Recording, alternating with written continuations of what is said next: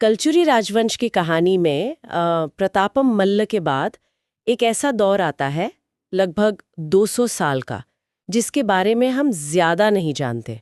इतिहासकार इसे अंधकार युग कहते हैं। तो आज हम इसी के बाद की कहानी देखेंगे, है ना? मतलब रतनपुर शाखा का क्या हुआ, कौन शासक आए, क्या घटनाएं हुई, वो सब। हाँ बिल्कुल, ये देखना बड़ा दिलचस्प है कि कैसे एक राजवंश अंधेरे से निकलकर फिर खड़ा होता है और फिर उसका अंत कैसे होता है, भारिंद साय से शुरू करके रघुनाथ सिंह तक। सही।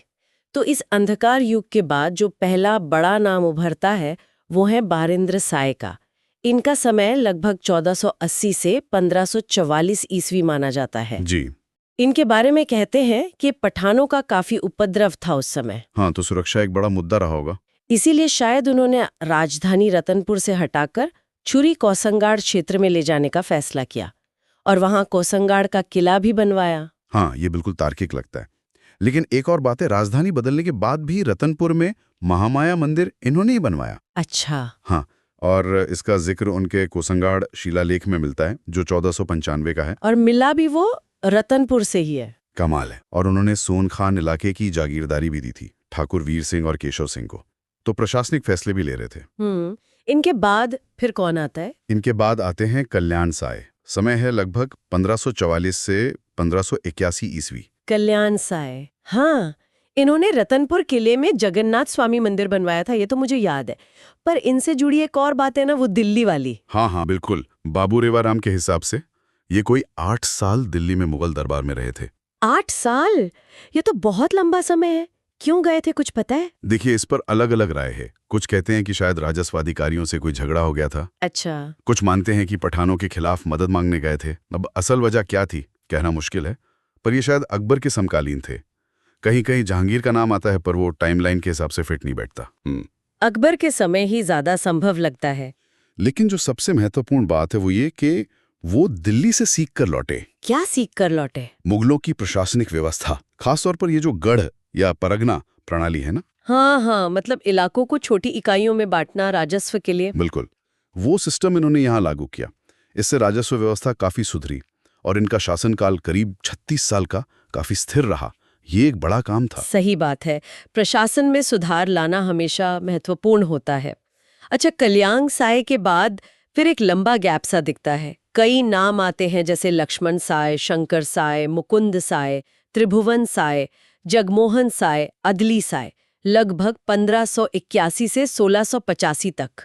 हाँ, इन शासकों के बारे में हमारे पास शायद उतनी विस्तृत जानकारी नहीं है स्रोतों में। फिर नाम आता है तखत सिंह का, 1685 से 1689। ये औरंगजेब के समकालीन थे। और तखत सिंह के बाद उनके बेटे राज सिंह, 1689 से 1712 तक। इन्होंने भी कुछ निर्माण कार्य करवाए। रतनपुर में बादल महल और राजपुर नाम का एक शहर बसाया। इनके दरबारी कवि भी थे शायद, गोपाल मिश्र। जी हाँ, गोपाल मिश्र, जिन्होंने खूब तमाशा लिखा। इनके समय उत्तराधिकार को लेकर भी एक पेंच फंसा था। वो क्या? पहले इन्होंने रायपुर शाखा के मोहन सिंह को गोद लेने का सोचा था, पर फिर बाद में इनके खुद के बेटे सरदार सिंह का जन्म हो गया, तो वो योजना बदल गई। अच्छा, और इनकी मृत्यु? अफसोस, शिकार खेलते समय इनकी मृत्यु हो गई। ओह, तो राज सिंह के बाद गद्दी पर कौन बैठा, बेटा या चाचा? इनके बाद इनके चाचा सरदार सिंह शासक बने, 1712 से 1732 तक। करीब 20 साल इन्होंने राज किया। और फिर आते हैं इस वंश के अंतिम स्वतंत्र शासक। हाँ, रघुनाथ सिंह। सरदार सिंह के बेटे थे ये, 1732 से 1745 तक। और कहते हैं जब ये गद्दी पर बैठे, इनकी उम्र करीब 60 साल थी। 60 साल? उस जमाने के हिसाब से तो काफी ज्यादा उम्र है शासन संभालने के लिए। बिल्कुल। और इनके ही समय में वो निर्णायक घटना हुई, 1741 में मराठा सेनापति भास्कर पंत का आक्रमण। हाँ, भास्कर पंत वो उड़ीसा अभियान पर जा रहे थे और रास्ते में रतनपुर पर हमला कर दिया।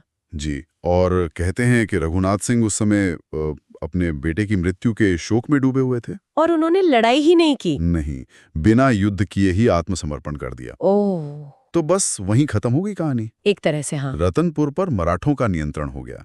हालांकि रघुनाथ सिंह को कुछ समय तक थोड़े इलाके पर शासन करने दिया गया था। फिर जब 1744-45 में भास्कर पंत की मृत्यु हुई, तो रघुनाथ सिंह ने एक कोशिश की थी फिर से स्वतंत्र होने की, पर वो सफल नहीं हो पाए। और उनके बाद? उनके बाद वही मोहन सिंह, जिन्हें पहले राज सिंह मोद लेना चाह रहे थे, उन्होंने 1745 से 1757 तक मराठों के अधीन शासन किया और 23 जनवरी 1757 को रायपुर में उनकी मृत्यु हो गई। तो इस तरह रतनपुर की कलचूरी है वंशी शाखा का स्वतंत्र राज खत्म हो गया।